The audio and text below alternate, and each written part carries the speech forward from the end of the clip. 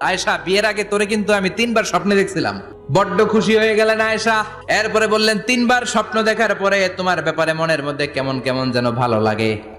তারপরে একটা ছোট্ট কাগজের মধ্যে, জান্নাতি কাগজ, রেশমি কাপড়ের মধ্যে তোমার চেহারাটা এনে জিব্রাইল বললেন, দেখেন নবী কেমন লাগে। আমি কইলাম, ভালো লাগে। কার মেয়ে? আপনার বন্ধু আবু বকরের মেয়ে। বিয়ে করবেন নাকি? বিশ্বনবী বললেন, ও জিব্রাইল, তুমি যদি ঘটক হও, আল্লাহ যদি হয় কাজী, আমি মোহাম্মদ বিয়েতে রাজি। বিয়ে হয়ে গেল, কিন্তু ঘরে দামি ফার্নিচার নাই, টাকা পয়সাও তেমন নাই, কিন্তু আছে খালি সুখ। এত ভালোবাসতেন মা আয়েশাকে। মা আয়েশা গ্লাসের যেই জায়গা দিয়ে পানি খেতেন, বিশ্বনবী ওই জায়গায় মুখ লাগিয়ে পানি খেত। মা আয়েশা গোশতকে হাড্ডি ফেলে দিলে বিশ্বনবী ওই হাড্ডিটা নিয়ে চষতে শুরু করে দিত। এক বালতি থেকে পানি নিয়ে দুইজনে গোসল করত।